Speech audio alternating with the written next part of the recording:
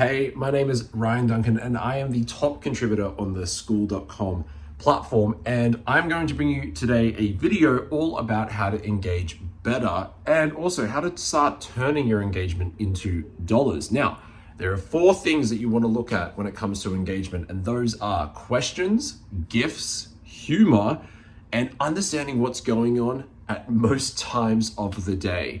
Now, engaging at the rate that I do is not for the faint of heart. I've been doing this for over the last 3 months. And when I say the last 3 months, I mean daily, and I mean almost 12 to 18 hours a day, because I wanted to change my situation, I wanted to change my opportunity, and I wanted to do it through engagement.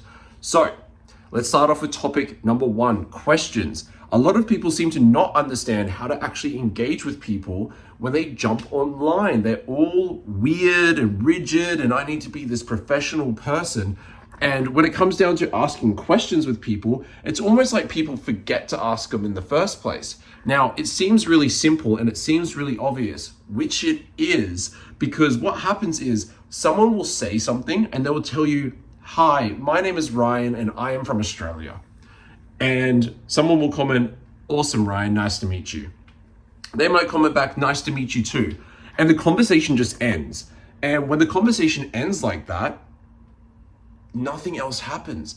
You meet someone, connect, and that's it. But when someone says, "Well, I'm from Australia," you might know something about Australia, so ask them a question. What's the kangaroos like down there? Or do you eat Vegemite? Or do you like Vegemite? And so when I ask you those questions, even when I say it through the camera right now, you are sparked with some level of thought process or thinking behind that question. You're like, that's kind of a weird thing to ask, or that might be a really cool thing to ask.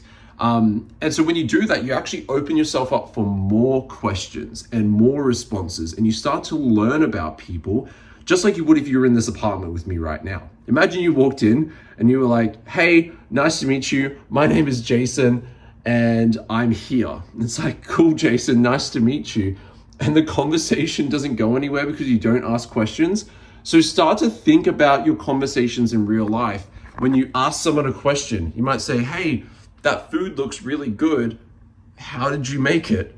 Right? And now it's like, "Well, I did it by this." And then you look at it and you go, "Okay, so you've made this really cool thing and they made it in a certain way," and be like, "Oh, so why did you use this over this?"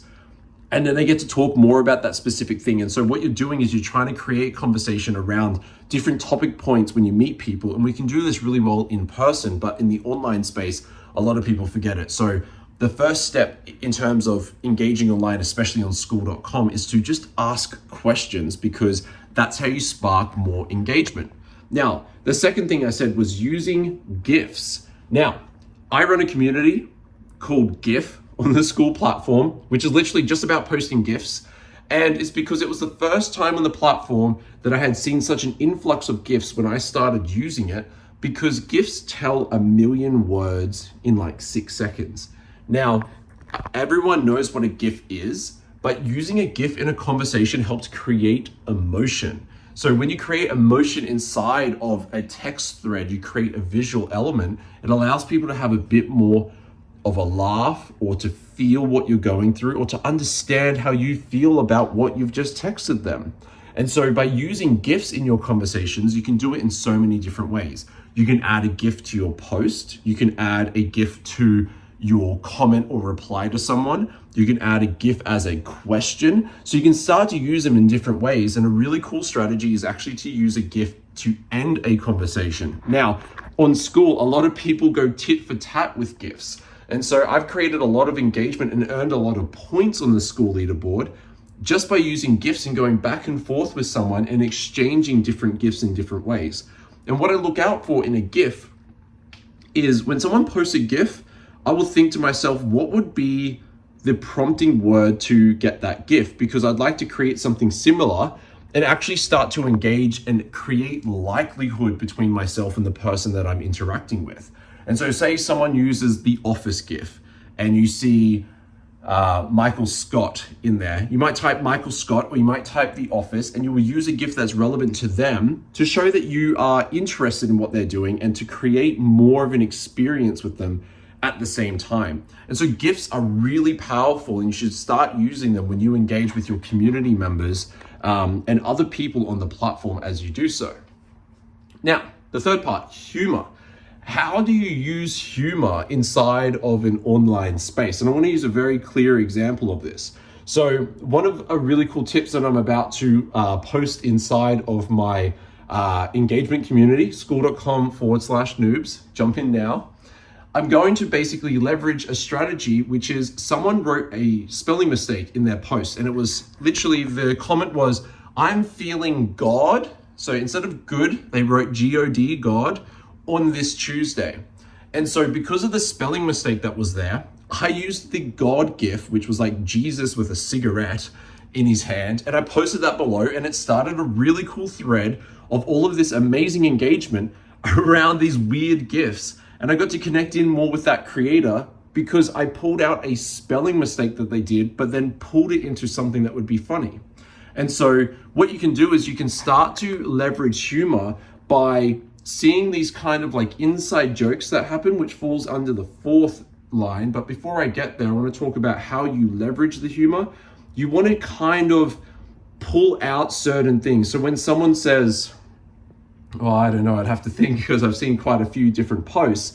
But when someone comments something, say, you kind of want to try and read between the lines and try and create something funny behind it. And that's where GIFs are really powerful, because they are the first stepping stone to doing that. So then you can start to leverage that when you write text-based comments. I'm going to be diving super deep into the Noobs community around this and telling people how to do more of that, because it's really powerful and it creates amazing connection. And so the fourth part is having this understanding of what's going on at all times. Now, I can do this really, really quickly. I can jump into a community on Skool and I can instantly see what the conversation and the topic is around stuff. And then I can start to control and dictate where the flow of the culture goes inside of that community. And the way in which I do that is I read each of the posts and I go through and I see the titles and the hooks and the copy and text on each of the different posts on the platform. And what I'll do is I'll read all of them and then I'll understand whether they fall under a few different things. And so most of the categories on Skool are based on value, opinion, or fun. And so if I go to, say, the Skool Games community, which is the community, if you don't really know about Skool, the Skool Games community is something that you can join and you can win one day with Alex Hormozi. It's really cool. I'll do more content on that in another video, but I go into the Skool Games community, and if I see that a lot of the posts are value-based, I'll just go and create a post that's really, really fun. And what this does is allows a lot of people to engage with me in that certain way, and then they might be intrigued to go and create their own post where they can be a bit more fun and share a bit of banter with other people inside of the community. And so the way in which you do that is you've got to be connecting in a lot on the platform. And this leads me to, I guess, my bonus point. Why do you want to do all of this? Like, do you get money for this? Do you do anything? Well, I've been able to generate over $10,000 a month just by engaging on the Skool platform. I have zero audience anywhere. Look at the subscriber count right now. And if you are here, do subscribe. But I have no subscribers here. I have 1,000 followers on Instagram, and no one cared about what I was going to do on Skool. I wear the Skool hat and I'm loyal to that platform. But I want to share with you how I did that. And a lot of that was just by being a person of influence on Skool. And I created that just by engaging, to the point that I now get to work with the top people on the platform and teach them how I do that so they can bring their community into a space of just awesomeness, honestly. And so use those 4 points as like your starting point, your stepping stones towards being an elite engager, so you can rank up the leaderboards in different people's communities and you can connect in more with people. So then when you start doing that, I can help you leverage that and turn that into a monetary value. So I really hope that you enjoyed this video. I want to start sharing more of my knowledge to the outside world and tell you that it's very, very possible to just be an engager on the Skool platform and to start making dollars by just talking to people every single day, which sounds kind of fucking crazy, but that's what we do. So click the link below, join skool.com/noobs right now, and I'll see you on the inside.